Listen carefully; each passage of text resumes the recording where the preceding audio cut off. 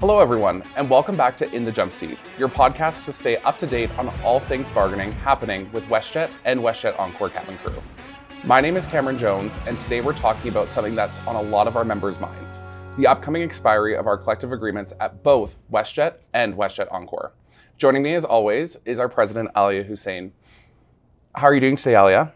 Hey Cameron, it's nice to see you again, and I'm doing great. And I'm really glad that we're having this conversation today, as there's been a lot of curiosity and a lot of questions, so this is a good chance for us to walk members through what they can expect. So to frame this conversation, let's start with the basics. Under our local, we have two collective agreements, one for WestJet Mainline and one for WestJet Encore. The collective agreement at Mainline expires on December 31st of this year, and at Encore, it expires this summer on July 31st. For some members, just hearing those dates can feel a little unsettling. Can you give us a snapshot of where things stand right now at each bargaining table? It's important to note that Encore is not behind or an afterthought. Encore's agreement expires approximately 8 months after WestJet Mainline's agreement does, and as a result of that and the Canada Labour Code and all timings associated with how you trigger bargaining, it means that Encore's timelines simply just look different than Mainline's timelines. And under the Canada Labour Code, we can expect to serve notice to bargain for WestJet Encore on March 31st of 2026. So for members who might be newer, who haven't followed the bargaining process closely before, can you walk us through what the stages of bargaining are? Of course. So we have a bargaining headquarters section on the WestJet component website for both Encore and Mainline that outlines all of this in detail. Broadly speaking, the stages include preparation, notice to bargain, active negotiations, and then either reaching a tentative agreement or moving into mediation or conciliation if required. Preparation happens before notice to bargain can be served. For Mainline, that notice to bargain was served in September. For Encore, the earliest notice to bargain can be served on March 31st. Once notice to bargain is served, the union and the company are legally obligated under the Canada Labour Code to bargain in good faith.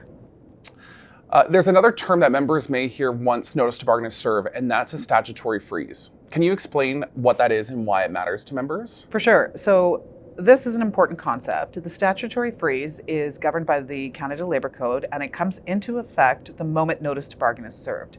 What a statutory freeze does is it pauses all of our working conditions. So that includes things like pay, scheduling, practices, policies, and other conditions of employment. Everything is effectively frozen in place. So that freeze is in there to protect the bargaining process, right? Exactly. The purpose of the statutory freeze is to maintain existing working conditions and prevent the employer from making unilateral changes to the work environment while negotiations are ongoing.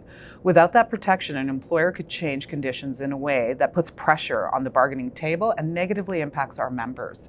The freeze helps ensure that bargaining happens on a level playing field. So can any changes happen during this statutory freeze period? Only if they're mutually agreed upon by both the company and the union. Neither party can make unilateral changes.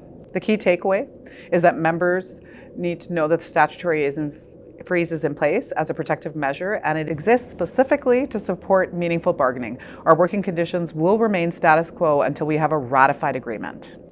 And this ties into something that we hear a lot. Negotiations can take time, and it's not unusual for bargaining to continue beyond a contract expiry date, right? That's correct.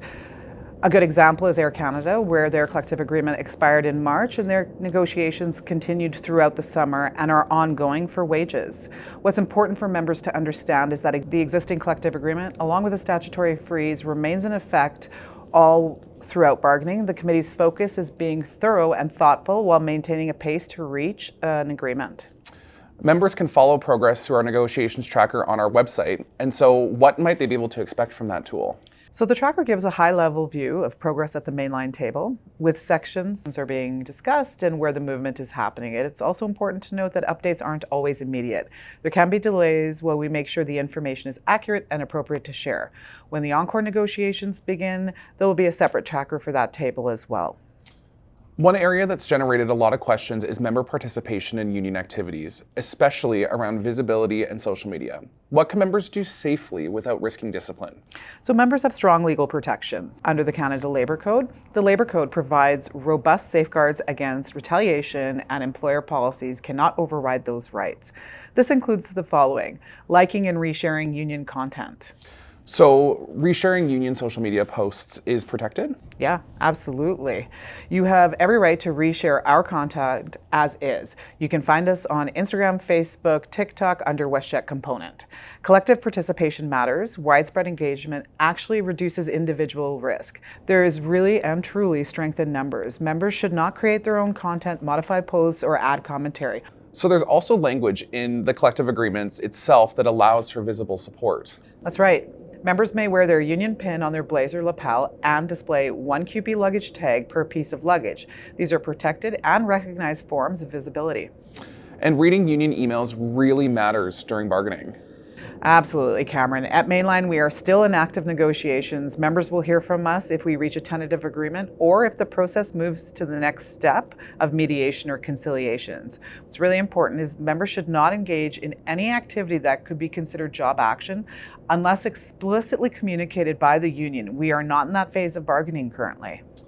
Thanks for that, Alia. So before we wrap up, what are some of the key takeaways for today? Okay, so from my view, key takeaways: stay informed, stay engaged, and participate in the process. The bargaining committee only holds a small portion of the power in bargaining and in the bargaining room. It's the membership that has the real power, and they give that power to the bargaining committee. Under the labor code relating to union participation, you're completely protected, so please ensure that you're participating and sharing and liking all of our posts. Perfect. Thanks so much for joining me today, Alia, and thank you to everyone listening. Follow WestJet Component on Instagram, Facebook, and TikTok, and check out our bargaining headquarters on our website, as well as keep an eye on your inbox. As always, thanks for joining us in the Jump Seat.